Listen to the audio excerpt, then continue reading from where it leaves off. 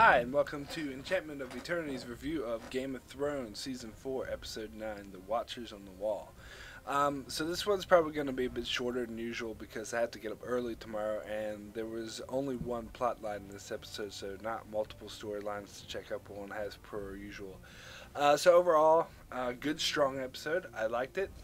Satisfying battle sequence, but comparatively to other episodes, not the best of the season.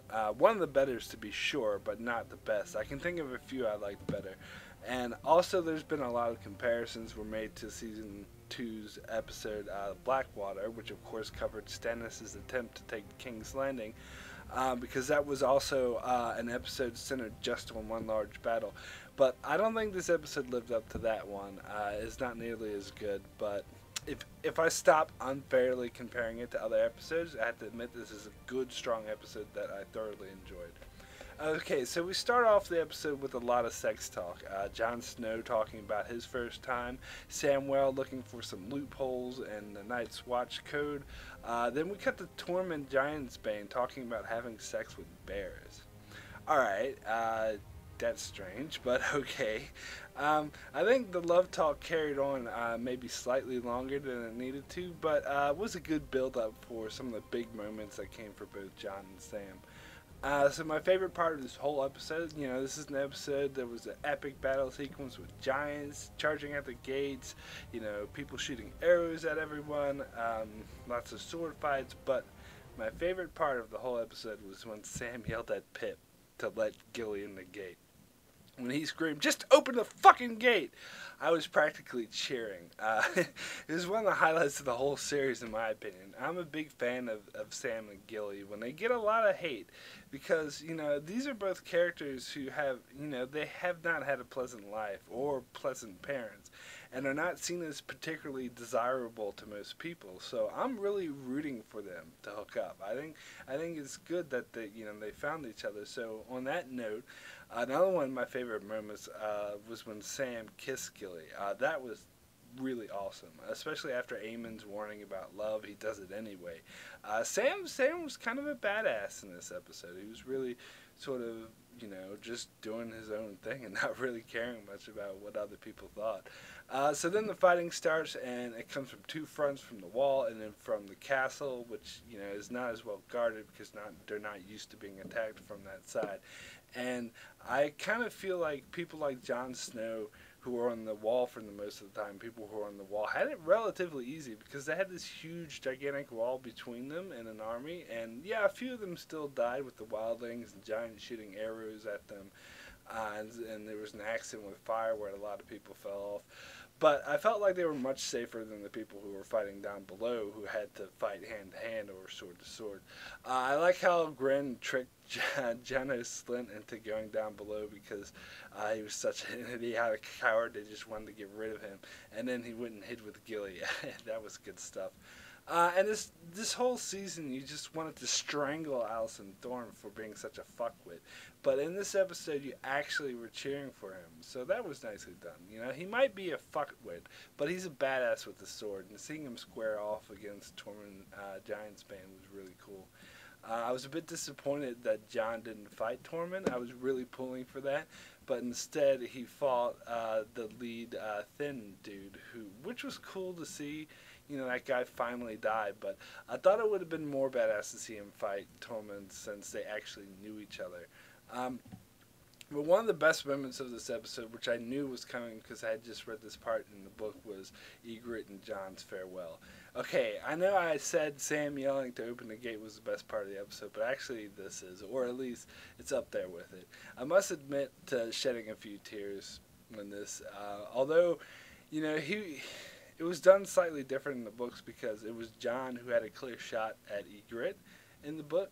But, with Egret's talk at the start of the episode about how badly she wanted to kill Jon Snow, and then all she had to do was see him smile at her and her heart melted. That was really nicely done.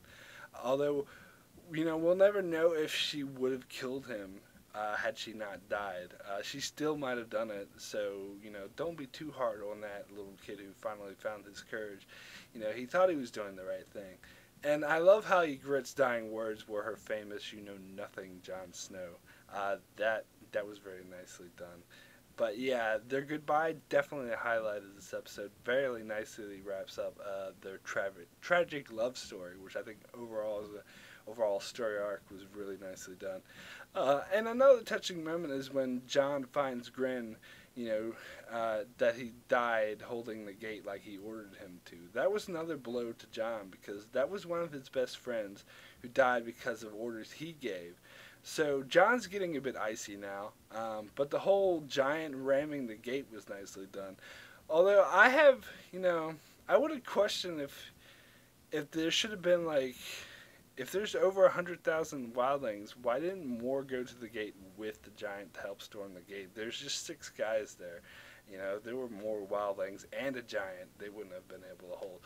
But anyway, I was quite disappointed in the ending because the battle wasn't won. The battle was won, but they were still, fucked.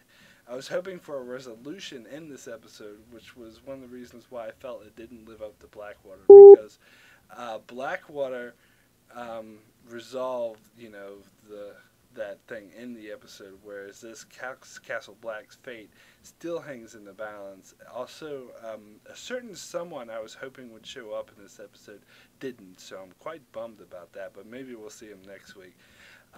So, next week, last episode of the season, I don't know how they're going to fit everything into one episode. Makes me feel like they might leave some things unresolved until next season, which I really hope they won't do. From the previews, it looks like they're going to be wrapping up Bran's storyline as he might arrive at his destination. They're going to be wrapping up Daenerys' storyline, which I think won't end well for her after her blunder last week. They're going to wrap up Arya and the Hound. Something big's finally going to happen to them. Tyrion's fate still hangs in the balance, so we have to find out what's up with him. And in a featurette, earlier, before season 4 was released, the actress who played Brienne said that there was a scene that she filmed this year where she bit somebody's ear off and spat it in their face, and we still haven't seen that yet, so we'll probably get a wrap-up to Brienne and Podrick's storyline as well. And they still have to wrap up the Wall on top of all this. So next week is either going to be packed as hell with shit going down, or we're going to be left hanging. I really hope it's the former and not the latter. So next week I'm away in the States visiting my family, so I won't be able to do my usual review. However, I might do a discussion video with my brother who I'll be visiting, who also does Game of Thrones videos on his own channel.